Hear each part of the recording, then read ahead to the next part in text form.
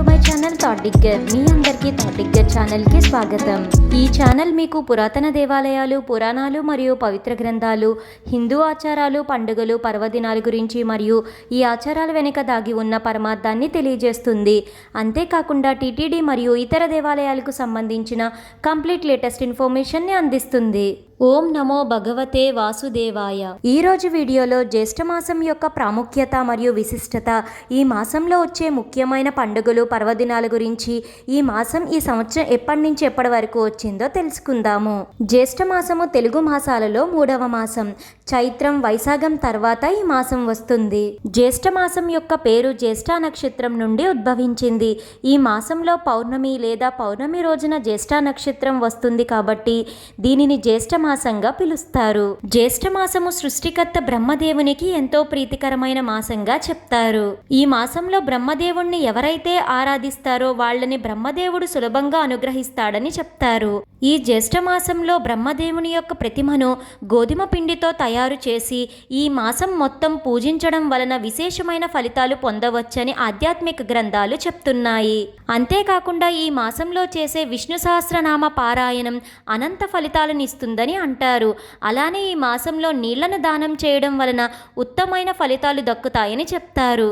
ఈ జ్యేష్ఠ మాసంలోనే తిరుమల శ్రీ వెంకటేశ్వర స్వామి వారికి అంగరంగ వైభవంగా జ్యేష్ఠాభిషేకం నిర్వహిస్తారు. ఈ మాసంలో 3 రోజుల పాటు శ్రీవారికి జ్యేష్ఠాభిషేకం జరుగుతుంది. ఈ జ్యేష్ఠ మాసంలో ఆంజనేయ స్వామి వారి ఆరాధన కూడా విశేషమైన ఫలితాలను ఇస్తుందని చెప్తారు. ఈ జ్యేష్ఠ మాసంలో ముఖ్యమైన పండుగలు, పర్వదినాలు ఎన్నో ఉన్నాయి. జ్యేష్ఠ శుద్ధ తదియాని రంభ తృతీయగా నిర్వహిస్తారు. జ్యేష్ఠ శుద్ధ దశమిని దశపాపహర దశమి అని అంటారు. ఈ రోజునే గంగా దసరాగా జరుపుకుంటారు. ఈ రోజున గంగాదేవిని ఆరాధించడం, గంగా నదిలో స్నానం ఆచరించడం ఎంతో ఉత్తమం. జ్యేష్ఠ శుద్ధ ఏకాదశిని నిర్జల ఏకాదశిగా పిలుస్తారు. జ్యేష్ఠ పూర్ణిమ రోజున ఏరువాక పున్నమి, వట పౌర్ణమి వ్రతం మరియు జగన్నాథ ఆలయం పూరి స్నానయాత్ర నిర్వహిస్తారు. జ్యేష్ఠ బహుళ ఏకాదశిని యోగిని ఏకాదశి, జ్యేష్ఠ బహుళ చతుర్దశి మాస శివరాత్రిగా నిర్వహిస్తారు. ఈ సంవత్సరం జ్యేష్ఠ మాసం ఎప్పటి నుంచి ఎప్పటి వరకు ఉందో ఇప్పుడు తెలుసుకుందాము. శ్రీ క్రోధినామ సంవత్సరం జ్యేష్ఠ మాసం జూన్ 7వ తేదీన ప్రారంభమై జూలై 5వ తేదీతో ముగుస్తుంది. జ్యేష్ఠమాసం శుక్లపక్షం జూన్ 7న ప్రారంభమై జూన్ 21వ తేదీన ముగుస్తుంది.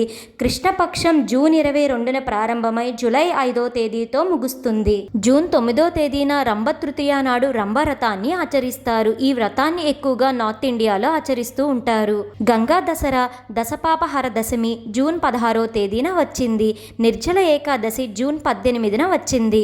జూన్ 19 నుంచి జూన్ 21వ తేదీ వరకు 3 రోజుల పాటు తిరుమల శ్రీ వెంకటేశ్వర స్వామివారి ఆలయంలో శ్రీవారికి జ్యేష్ఠాభిషేకం అంగరంగ వైభవంగా నిర్వహిస్తారు. జ్యేష్ఠ పౌర్ణమి లేదా జ్యేష్ఠ పూర్ణిమ జూన్ 22 శనివారం వచ్చింది. పౌర్ణమి గడియలు జూన్ 21 ఉదయం 6:38 ప్రారంభమై జూన్ 22 ఉదయం 6:19 ముగుస్తుంది.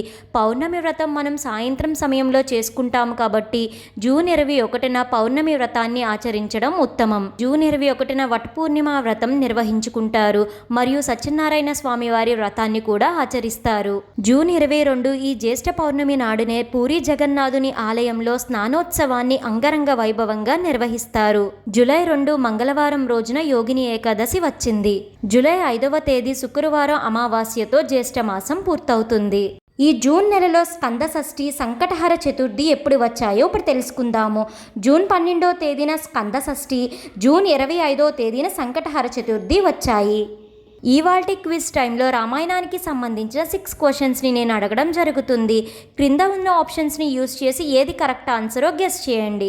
ఇవాల్టి మొదటి ప్రశ్న, దశరథుని మంత్రులు ఎంతమంది? ఆప్షన్ ఏ 7, ఆప్షన్ బి 10 మంది, ఆప్షన్ సి 8 మంది, ఆప్షన్ డి 11 మంది. రెండవ ప్రశ్న, దశరథుని రథసారథి ఎవరు? ఏ రోమపాదుడు, బి దేవకుడు, సి కుశధ్వజుడు, డి సుమంత్రుడు.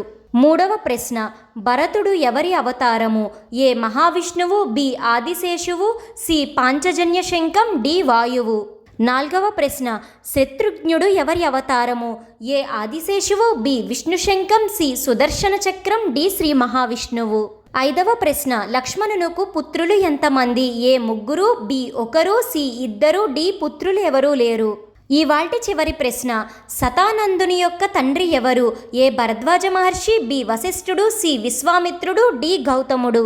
ఈ క్విజ్ని కండక్ట్ చేయడం వెనుక ఉన్న ముఖ్య ఉద్దేశం మన పురాణాల గురించి మనకి తెలియని ఎన్నో విషయాలను తెలుసుకోగలుగుతాము. సాధ్యమైనంత వరకు అందరూ ఈ క్విజ్లో పార్టిసిపేట్ చేయడానికి ట్రై చేయండి. తెలుసుకున్నారు కదండి, ఈ సంవత్సరం జ్యేష్ఠ మాసం ఎప్పటి నుంచి ఎప్పటి వరకు ఉంది, జ్యేష్ఠ మాసంలో వచ్చే ముఖ్యమైన పండుగలు పర్వదినాల గురించి ఈ వీడియో మీకు ఎంతగానో ఉపయోగపడుతుందని అనుకుంటున్నాను. మీ సపోర్ట్ కోసం ఈ వీడియోని లైక్ చేసి షేర్ చేయండి. ఇలాంటి మరెన్నో వీడియోస్ కోసం థాట్ డిగ్గర్ ఛానల్ని సబ్స్క్రైబ్ చేసి అక్కడే ఉన్న బెల్ ఐకాన్ని క్లిక్ చేయండి. ఓం నమో నారాయణాయ. Thank you for watching.